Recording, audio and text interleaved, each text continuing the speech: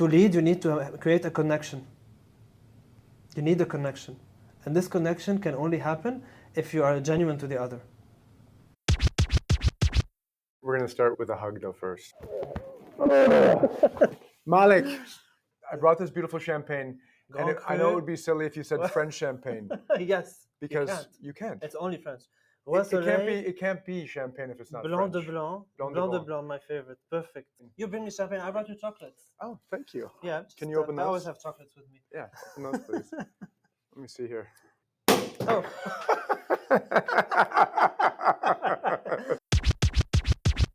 Malek, you and I have known each other forever.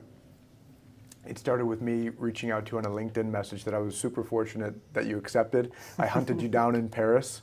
The one thing that I want is the world to know who you are as the entrepreneur that you are. And it's always best to start with, who are you? So where have you built your life from through academia, leading all the way up to this day where you are an executive and the VP of High Life Medical? Let's start from the beginning. I would say, as a kid, I was someone that would be always dreaming, I would say. I was like this person, this kid that dreams about the future and has a lot of imagination, draws, writes. I was this kind of person, very, very much interested in science. And I used to dream and hope that one day I would invent something. And I was interested in biology as I was growing up. And so I did my studies in biomedical engineering. I never felt that I wasn't aware what I wanted in terms of a career. I always knew I wanted it to be in biology first. So I first studied biology, then biomedical engineering. And as I was doing my internship, actually, in the engineering school, I was fortunate to meet Georg Bertlein, who actually back then was in core valve. So I did an internship and on a project around the mitral valve, which was a kind of a little project, part of core valve. And eventually, after the internship ended, core valve got sold to Medtronic. It's a very famous acquisition. It's a very famous acquisition, and I must say it actually changed the face of cardiology. And Georg has had a huge impact on structural heart by allowing technologies like core valve to exist and to be used today worldwide. So it was a huge deal. It was that this product becomes a reality. And at this point, I was just starting my career. And so I remember going to Georg and simply saying, hey, I like it here. Can we work together on a new project? It was that as simple as that. I just asked, and I was lucky because he said, yes, let's work on something. So maybe for about a year, I think we brainstormed around different projects. And then he met with, he knew him already, but he met again with Rüdiger Lange, who was a heart surgeon in Munich, who also was working back then with Niccolò Piazza, a cardiologist that is now in Montreal. And the four of us, we started High Life with this idea of having a valve, a mitral valve implant that is delivered through catheters, and a ring implant that helps this valve to stay in place in the heart. So this is how it started. At the beginning, I was really doing engineering work, like really pure engineering work, from the conception of the valve, of the ring that is in the ventricle that we also use. We have a two-component system. So purely engineering, then that led to prototyping, of course, animal work, animal studies, so this is preclinical, then production, then after production, first in man, then clinical studies, which we are now running in 3 continents. So this is in a nutshell how I evolved, and it's been 13 years actually in High Life. I would say 13 great and fun years, so I'm very happy about it, and things are going well now, so I'm happy to keep moving this project forward.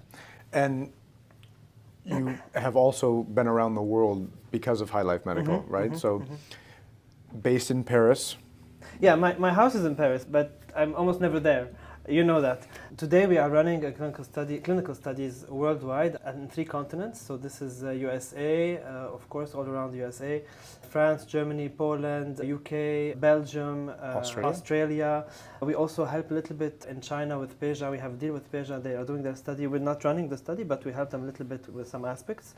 Very much of an international role, also leading people all around these countries, all around the globe actually. And I must say that this is how things have evolved, and it wasn't something that I expected originally. I'm very happy about it, and I acted proactively for it to be this way, but it wasn't something that I had imagined early on. But it's something that makes me very happy, that's for sure. You're an accomplished entrepreneur. It's a very hard technology that you've been building alongside a great team. How much has luck played into this whole story? Look, some people call it luck, some people call it randomness, some people call it hard work. It's probably a mix of all. Of course, luck is not enough. If you're not a hard worker, you get nowhere. But the opposite is true also. You could be a very hard worker and you have no luck. I would say, of course, I like to think about luck. It's a voluntary process in my mind. I like to think about it. I like to think that one could be lucky. Because first, it removes the pressure off of your shoulders sometimes. You say, okay, I did my best, and then things are what they are. But also, it avoids you from being overconfident. If things are going well for you, and you only attribute it to your efforts and to your hard work, then this is a very dangerous bias, I think, in my perspective. When you started this transcatheter mitral valve replacement journey, that whole space was still the Wild West. Tricuspid hasn't really come out yet. Repair of tricuspid or even mitral, for example, to be seen at that time, but MitraClip is now MitraClip. It's been a long time in the market and still one of the only and very successful. Yeah, it's very successful, and it does definitely change cardiology also. It's a very successful here in the United product. States for a long time, at least over in Europe, you had several CE mark transcatheter mitral valve repair technologies for the longest time, and I think Pascal maybe from Edwards was the second one that came through, but MitraClip was dominant here for a very long time. So it's a very challenging space, and going back 13 years ago, you start this napkin white sheet of paper idea. Yep. But just for me to set the stage, you were an intern, one of three. Georg selected you.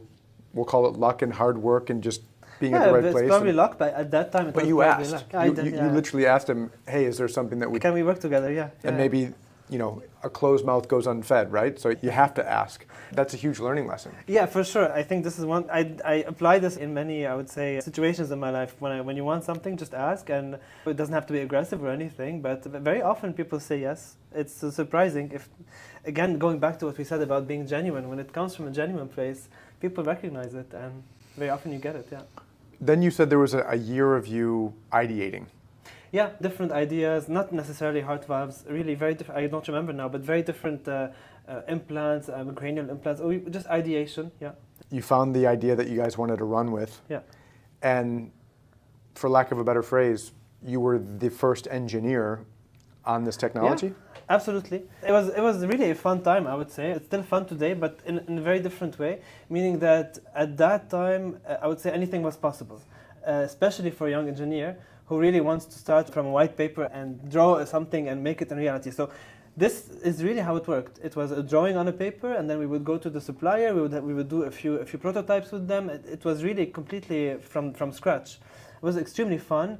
And of course, at this point, you don't have yet all the I would say the quality checks, etc., that you get afterwards. Like any startup that is starting, you're limited in resources, so you don't have a lot of money to spend on engineering. Yes, I definitely think that this is a blessing that prevents you from over-engineering things, and from ending up with devices with 300 buttons and 4 knobs on them, and nobody knows how to use it. Because we didn't have so much money, actually, we had to make things in the simple way. And today, HighLife is a very device that's very simple to use. You basically have just one knob on it, and that's it. And partly it's because, of course, the technology allows it. It allows you to have a simple procedure.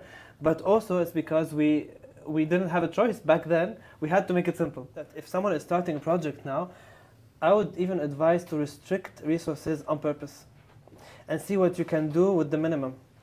And this is where you get to the core idea and to the simple idea. I think this is what I would do. So then I want to frame it out. And this is where we're going to talk about how you built your career, but once again, focusing on entrepreneurship. And entrepreneurship is building businesses, raising capital for the business, your part in all of this, or at least either your perspective, your peripheral awareness, or your actual execution. Frame it out. Like, how long were you this R&D engineer before things started to change? Because that's new to you. You came out of academia into this. You went from doing what you normally do, thinking about ideas and being creative, and all of a sudden you latched onto an idea, and then all of a sudden that idea started turning into a business. I want to learn about that. I need to resituate this in my head. I think so the first in man was in 2016. So pretty much everything before 2016 was pretty heavy on R&D. And then as we were preparing for the first in man, it started to switch towards clinical. And this is where my role also started to change little by little to head more towards clinical, which is the only thing I do today. Okay. You only do clinical today? I don't do R&D anymore, yeah. It's only, I would say, clinical meaning therapy development. Is procedures, training physicians, communicating, marketing. It's everything around the procedure, but not doing the devices themselves. So this was the next evolution, I would say. First, it was really R&D work. Then when we did our first demand, it started to switch towards the clinical side. And then we had to hire people to run the clinical studies all around the world. And this is where I would say leadership skills, I had to learn them, and this is when they came in. So at the clinical stage is when you became a leader? Yeah, exactly. It's because you had to, not exactly because I also had an R&D team right before, but I would say the true challenge, my experience is that it took me a lot more effort, I would say, to manage a worldwide team of clinical specialists compared to managing a local team in the office of engineers. Well, that's a huge concept. Yes. And you go from being a leader of where you can see people in an office every day. And you know what they're doing, and you're very familiar with what they do because you're an engineer yourself, to actually managing people who have a very different background and also that have very different cultures. We're talking about Australia, Europe, USA. And time zones. And time zones. So I think this was a big learning point. And at that, I remember there was a time where I was very much hesitating. Should I continue? Should I choose R&D or should I choose this clinical aspect of things? And the chairman of our board, Pepe, who is actually also a mentor, he also always gives me good advice. He actually told me that it's better for me to actually choose the path that I'm on right now. And I think it's true. Quick background on Pepe. Who's Pepe? He's the chairman of our board, very successful entrepreneur in MedTech devices. I was at Biosensors before. He was with Biosensors. That's how he got his big. Yes, this was his. Yeah. And he's been also a mentor for you in this whole thing. Absolutely. Yeah. Okay. He's not the only one, but he's definitely part of the people I trust and that I can speak to openly. And just as Georg, I think you always need to find around you the people that you can trust and that are going to give you good advice. And I trust them. So far, what they have recommended to me have always turned out to be the good thing.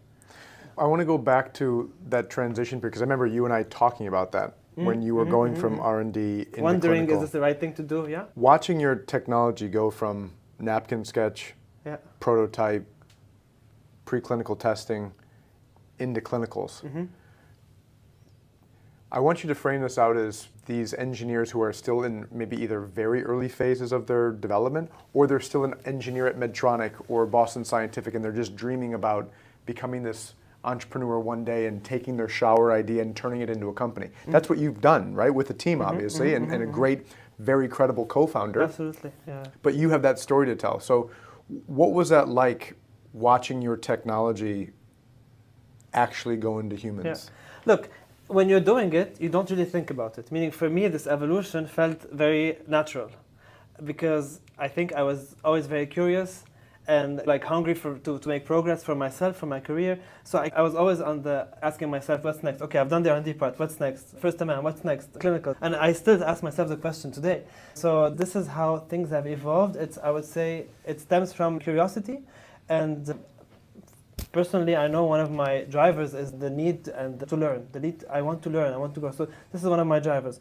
So things have evolved naturally. But now, when I look at it 13 years later, I think it's absolutely crazy. I think it's absolutely magic, and I don't know if I had ever imagined that at this point when I started to do the project that I would be one day seeing it implanted in patients and even patients living with it and being in good health with it and in good shape with it. So I think you just need to be curious and you need to be willing to learn and to go the extra mile. You need to be able to give yourself, I would say, a hard time. You need to accept it and to be happy about it. Because giving yourself a hard time also is a chance. That means you can do it. You have the capacity to do it. It's a chance. You went from owning a lot of this responsibility in design and creativity.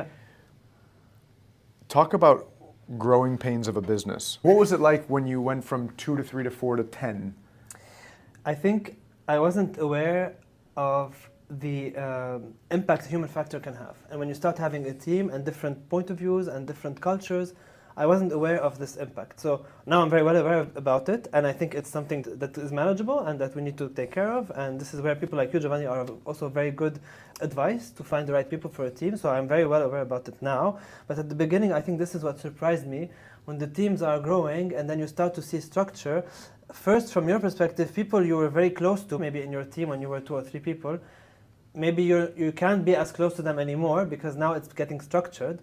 and also their attitude changes. I think this would be the growing pain, is going from an area where you're more like really like almost, I would not say friends, but also this kind of the sense of friendship in a little team, to a team where now you need structure because there's so much to do, and otherwise things will not, you need structure, otherwise you won't move forward. So I guess this, to me, this would be the learning point here, or the thing that was a bit difficult.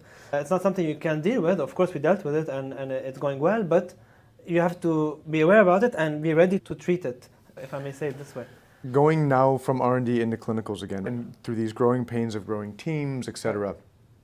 Also, when I say one more thing, Giovanni, when you go from R&D to clinical, you need to be, it wasn't easy because you had to let go of your baby in one way, if you're the engineer behind it, etc. I think this was also a learning point of kind of, okay, now I'm not taking care of this product anymore, someone else is, and I'm doing something else. Was that painful? It was heartbreaking, absolutely. Yeah, I'm not gonna lie. It's true, it was very difficult. I had to take a lot of advice from Georg, from Pepe, from you. It was very painful, but it's one of these pains that are actually good for you, that teach you something. And there's a hidden gift in it, if you want. So I'm very happy about it now. I'm very happy that I was able to go through it, because it teaches you a lot. Yeah, it teaches you basically to understand what's important and what's not. High Life Medical is developing a transcatheter, now transeptal mitral valve replacement technology. It is arguably one of the hardest styles of technologies for the human body.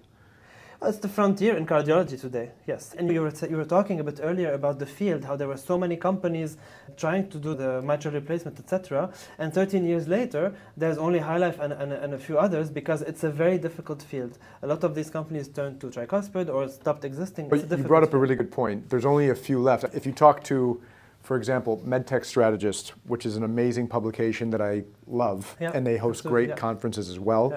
If you read some of their literature or some of the other articles that are published, you hear about this wild west of heart valves, but then there was many years, and you probably know much better than I in this moment in time, there was so many people and companies being developed to go after these technologies, whether it was repair for the left or the right side of the heart, replacement for the right or the left side of the heart, but you're now saying that you're only one of the very few.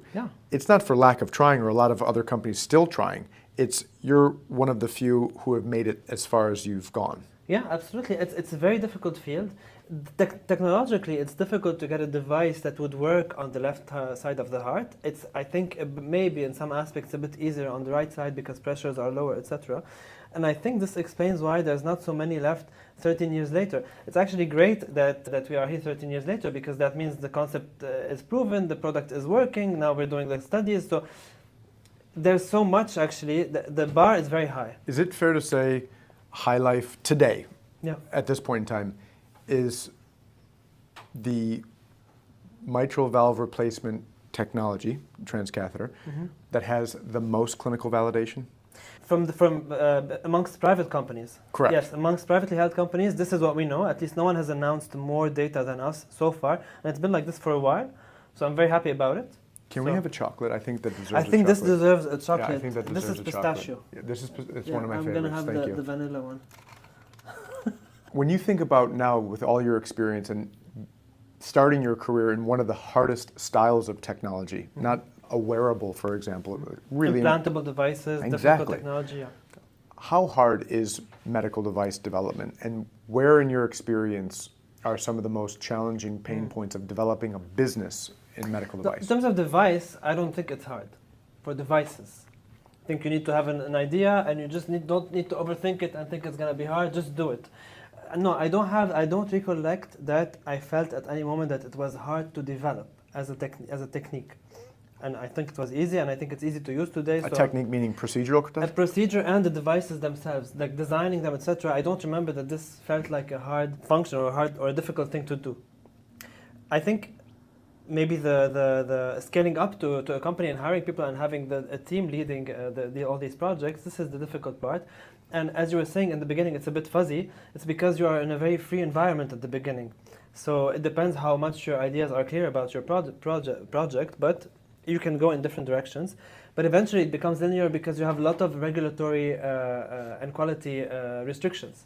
So this is why it becomes linear. It doesn't mean you have the right idea. You could have the wrong idea, but you're stuck with one thing on the long run. You also have restrictions in terms of the money you raise, what it is raised for. So you can't do everything you want in regards to what your investors are asking from you. So this is how it evolves. But I don't think that people, or if engineers that are starting startups, I don't think they should start thinking it's going to be difficult to develop. Sometimes you're very surprised. I remember very well the stent we have in High Life, which is the frame of the valve, has a specific shape. It's an hourglass shape if you want. And back then it wasn't very common to have these kind of stents. Now today it's more common. We're talking 2009, so 2010. And I remember that our supplier was telling me it's impossible to do this stent. We're not gonna do it. It's impossible. And I said, okay, try it. And actually they tried and they succeeded. And now we're producing this stent, and many companies have more complex stent frames than we have. So don't think it's going to be difficult. Just go and do it candidly. This would be my advice. Sometimes things are easier than you think. Going back to that Wild West of when you started High Life in the transcatheter heart valve space, and then the summer of 2015 comes along. Hopefully I get all my names correct. 12 was acquired by Medtronic. Yeah. You had CardiAQ acquired by Edwards. Yeah. You had Tendyne acquired by Abbott. Yeah. That was the summer of love of 2015. And then later on we have Cephia, we have LivaNova buying Kazon Interventional, we have CardioValve being acquired by Venus MedTech, right? So there's been others after that. But so from an entrepreneur's perspective who's developing in this hard space, and now fast forward, you're still one of the last men standing.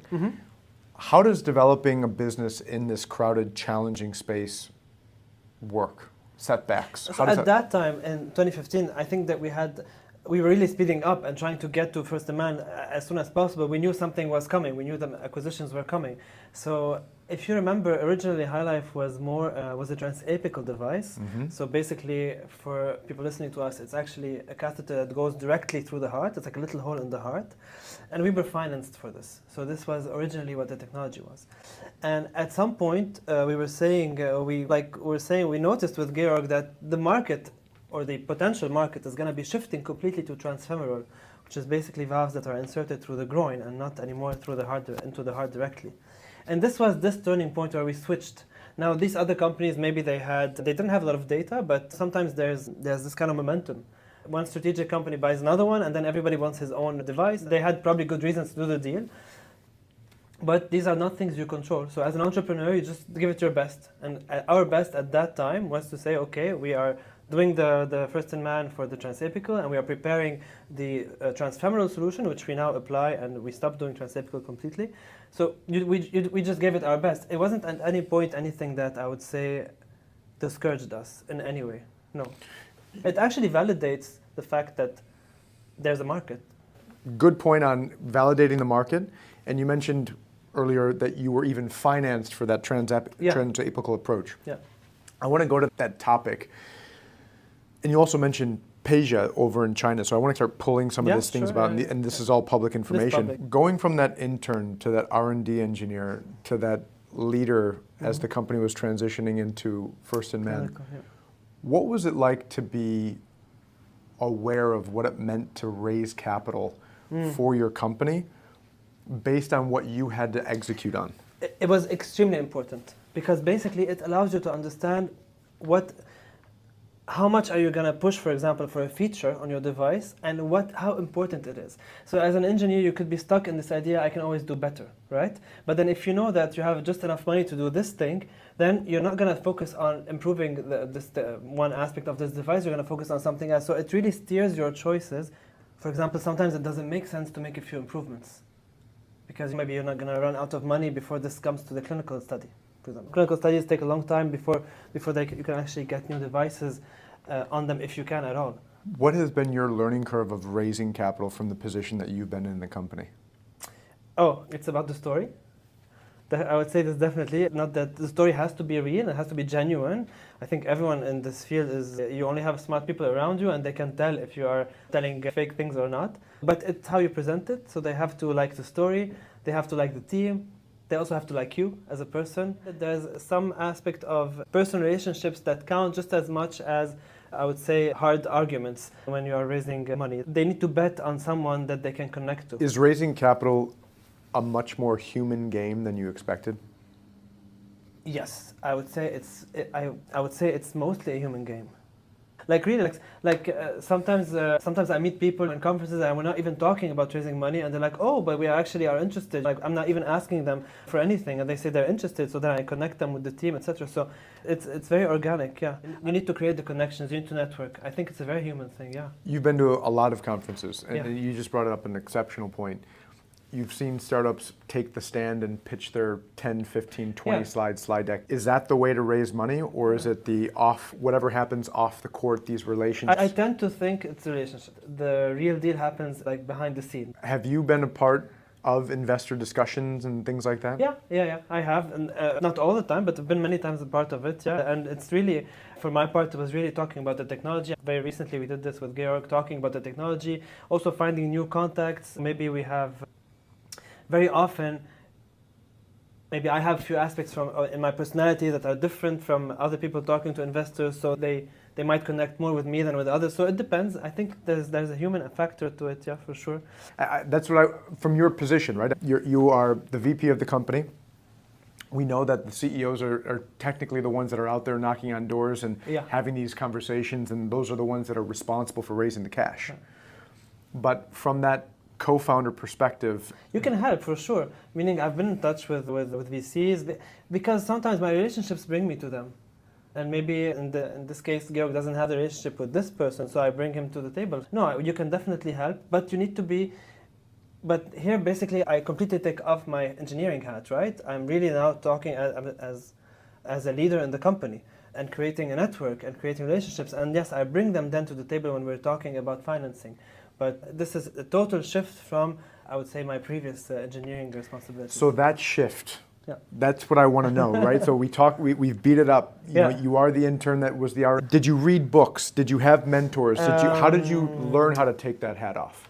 Mentoring and books. I find that maybe this connects me to I always have this will to learn so I like to actually get information from books, yeah. It doesn't mean that they're always good, by the way, but at least you get something. I remember we were in London and you were telling me that you were reading this book about the hiring process, et cetera. Yeah, absolutely. So I want to come back to this whole hiring and how you learn how to become a leader. I think that's very important. But I want to close this chapter of understanding about your experience of raising capital from your perspective with a fairly unique story. Not every company has been able to be through this. Maybe one thing is that you, as an engineer that's also co-founder, etc., you can bring also the whole story to the table, which is something that in many companies you don't have many people that can do that. So really the whole story from A to Z. And I find that every time I talk to investors about the story of HighLife and how we develop the product, what it does, where we are, etc., I find that they are they pay attention to this. So I think it brings something. Yeah, you actually show the team, you sell the team, right? So it's part of it. And did that lead into this whole idea of this other very big topic, which is a big country, China, right? So I know that you've done tech transfers to China. Yes. And that was also part of some of the funding that HighLife has received over the years. Yeah. You've had this really unique, and I think from the perspective that you come from, you've covered it really well of what it actually means to be a co-founder or part of the executive team from the very beginning as well, on being able to sell the company and how you can help fundraise and raise capital alongside or with or tee up and support the CEO to close the deal. Yeah. But you also raised capital from China. So with Peja, we have a licensure agreement, meaning they are allowed to basically produce and use our technology in China. So they're doing their own clinical trial at the moment. And I would qualify this experience with them as very surprising. Surprising because maybe I expected it to have some difficulties. It's a tech transfer, right? You're transferring everything from how to suture the valves, how to make the stents, to how to make the casters, really everything, things that we spent years doing, right? And you need to transfer it to this company, and this was during COVID. We couldn't travel. We don't know them personally, all through video. So this was the challenge, and it was a fun thing to do. It was a learning point for sure, and I would say surprising because it was much easier than I thought. What was much easier than you thought? The technology transfer. It was really seamless. Now they have a great team at Peja, and I can tell you, 1 year after the deal, exactly 1 year after the deal, they made their first in man. which we supported via video from Paris, myself and one of the engineers in the team. Have you had to go to China once yet? Not once, even once. Wow. So in 1 year, they were able to actually learn everything about the devices, the valve, learn how to produce the valve, suture it. I found really lovely people to work with, very easy access to them. Of course, we couldn't travel, but they were always available. I was always available with the team to support them. A very good experience, honestly, and very profitable for High Life also. So I think it was the right thing to do at this point, yeah. Is Peja part of High Life? Are they two separate companies? Do you give up licensing agreements? What does it truly mean to do what High Life has done, and then in exchange for what? Yeah. No, in our case, it's really a pure licensing agreement, meaning that they don't own High Life. They just have the right to use High Life devices and to produce them in China. And this is limited to China mainland. As a startup, of course, and even if you're not a startup, it's extremely difficult to get into the Chinese market. You have to have a joint venture, etc. So for us, it was the right thing to do. They have their own structure already in place, Peja. They have their engineers, they have their clinical team. So they just needed the recipe. And basically, we allow them to use this recipe in China, limited to China. So everywhere else in the world, it's High Life, and in China, Peja can use High Life. So then that's now given you more international experience, yeah. And you had to do that tech transfer over there, like you mentioned. But those teams that are being led over there, you're not leading those teams, right? No, we're supporting them, Okay. meaning, especially in the beginning, meaning how to prepare the patients, how to prepare the devices, how to proctor the cases, how to train the physicians. We really supported them on every single aspect as much as we could via video calls, right? Mind you, this is what we did also in Australia. The first cases in Australia, not the first cases, but amongst the first cases were done only by video because it was in the middle of COVID pandemic. So we knew we could manage cases from abroad thanks to the Australian experience. And so we just applied it to Peja, so to China. So having this international leadership experience, now I want to come back to you becoming a leader. Mm-hmm. You talked about you've read books, you have your own process, your own hiring process, you've led teams now internationally. Let's focus on, and if you can rewind the story back to when you first started becoming a leader, and then talk about how you've learned to become a leader. Well, I think in your own company that you started with. Yeah, of course, reading books and understanding things from a technical perspective is always useful. Also doing some coaching, it's all useful. I find today that the most important thing is that you are genuine. And I think people follow you for who you are. Really, I think this is the main part of it. It's for who you are. If you are you need to be authentic with them. You need to tell them things the way they are. And I think this is what creates the strongest bond with the team. Whenever I hire, I do this all the time. I tell from the beginning, you need to establish the trust from really the beginning, from the interview. And I tell to the candidate, this job at High Life offers you this, and it doesn't offer you that. Because I understand what they want, trying to ask them. And I say, okay, from what you want, this is how it fits, and this is how it doesn't fit. Is that okay for you? This is why this is good for you, this is why you're not getting this. Maybe you'll get it later, but not now. Is this clear? So I don't oversell. I think this is one of the biggest, at least I don't do it, but I think it's one of the biggest problems is when things are oversold to people and you make promises that you cannot deliver on. I'm extremely careful with this because this really breaks a team. So being genuine, saying things the way they are, I think is the biggest, and not being afraid of being who you are with them. Right? Mm-hmm. This is, for me, the biggest lesson. Of course, you can learn about how to manage people, cultural differences, etc. So I would call it more technical. But in reality, it's really being who you are. People are smart, people recognize it. And to lead, you need to create a connection. You need a connection. And this connection can only happen if you are genuine to the other. You mentioned that you designed your own interview process. What is that? So I care a lot about the culture and the cultural fit, I would say.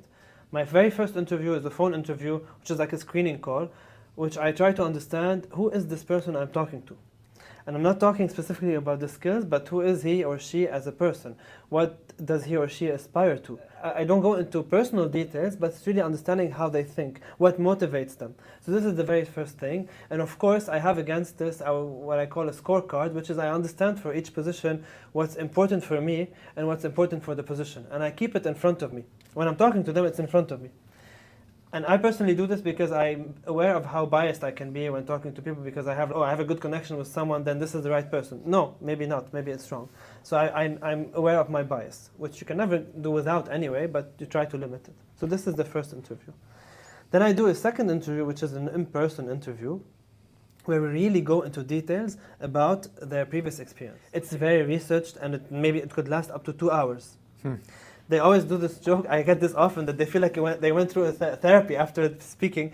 But it's actually fun because I find that it also gives them the opportunity first to tell the whole story. And I find candidates very often reflecting themselves on their story for the first time, which is crazy. And I discover things with them. They tell me things and they realize it as they're saying it to me. This is very nice, and it gives me... I'm going to call you out for something real quick, and I want you to keep on going with your thought. Yeah. But I think maybe that's part of life when people have to self-reflect, and rarely people stop long enough to do a lot of self-reflection, especially these days.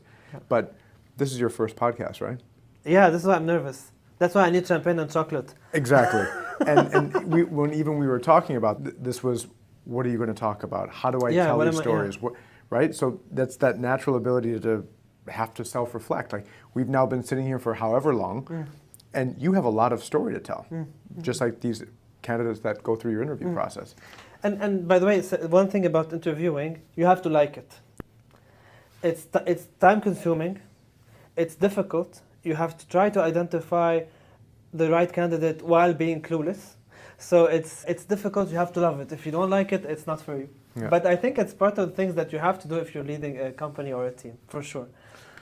And then, just to finish, the third process is we actually go into, it's more like a case study, where we ask the candidate to present something about a subject that is of interest for us, and we reflect with him or her about one of these subjects and see how he reacts, how he positions himself. This is maybe 1 hour and a half. Once I'm done with these three, and I take notes, of course, of everything. Once I'm done with these 3 interviews, I do a reference check, which is very common in the USA, not so much in Europe, but I still do it. You're this engineer. You've come up with this beautiful device that has lasted this whole war zone of the transcatheter heart valve. It's the right way to world. call it, by the way. It's a war zone. Absolutely. And you're one of these last men standing, right, with all this clinical data to be able to show.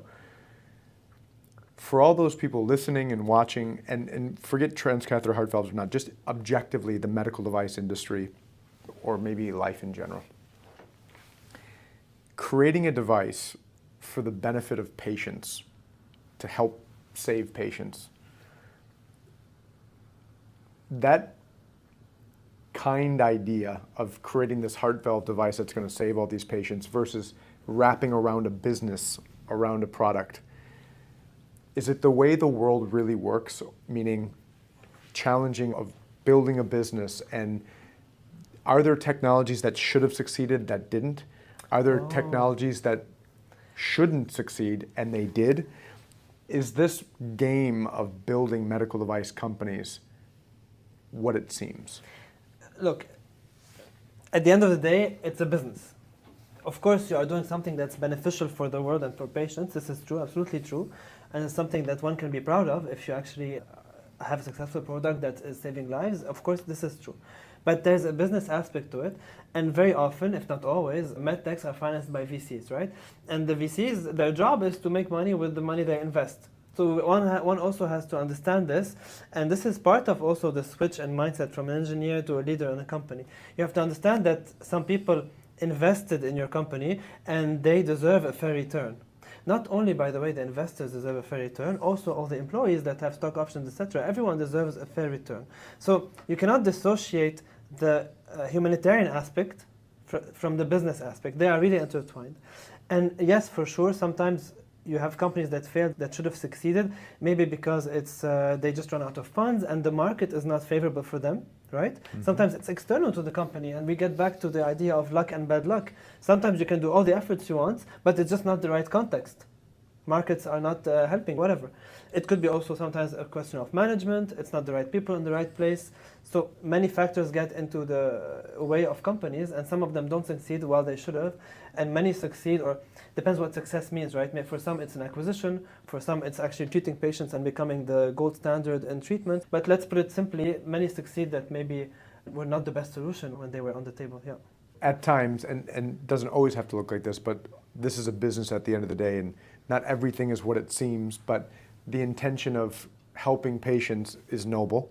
Yeah. But when you wrap around a business for that concept, It gets, you add a nuance to it, I would say, Yeah. which is you have to understand the business, and eventually, if you look at all medtechs financed by VCs, it's going in the right direction. If you look at the sum of these companies, but yeah, if you look at individual companies, sometimes some have bad luck, and it could be anything, bad luck in human resources, bad luck in financing, yeah.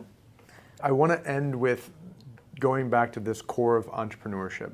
And I'll ask you again, and cheers, by the way, I want to give you a cheers. Cheers. Knowing what you know now versus 13 years ago, Malek, would you do it all again? And also, what would you do differently? Would I do it all again? Yes, 100%, 100%. I feel very happy with the experience, very happy with where we are now. Honestly, in that sense, yes, it's a blessing where High Life is today and what I'm able to do in this company. What would I do differently? I would say maybe a few things. Sometimes you need to choose your battles. Sometimes you take things too much to, I would say, you feel that certain subjects are too close to your heart, but you don't, it's not necessary. So I would say, I would be maybe more, in hindsight, I would say maybe a few subjects I could have been less emotional about, for sure, yeah. But at the same time, this is the beauty of it, right? Maybe at that time, it was necessary to be emotional. But yeah, in hindsight, this is what I would say. I would say being more cold-headed on some things, yeah. Yeah, this is. But would I redo it? Yes, absolutely, absolutely. Like even after High Life, I think I would redo it again and again. Yeah. And my final question for you is, speak to all these engineers, whether they're in Medtronic or Boston Scientific or DePuy Synthes or still studying their engineering degree, and they have these visions of grandeur of one day starting their own medical device. What would you tell them? I would say, have your ideas clear. Don't always listen to people that have much more experience and tell you this is how things should be done. Do it the way you think is right. Be prepared to wear many hats. Be prepared to do many things, really. And be prepared at some point to let it go. This is important, to let it go because other people will take care of it and then your role will also evolve. And be prepared to work on leading people. This is really, I would say, a job by its own. Yeah, maybe this would be but I would definitely recommend doing it. Yeah, for sure. Yeah. That's how I want to end this, where I believe we fully just got inside the head, the hearts, and the guts of this MedTech entrepreneur. Malek, I love you. I'm so grateful for knowing for you all these years. Thank you for doing this with me today. And hopefully our story and your story will affect all these engineers who can go off and do amazing things. Thank you. Thank you so much. I'm going to steal one more of these chocolates.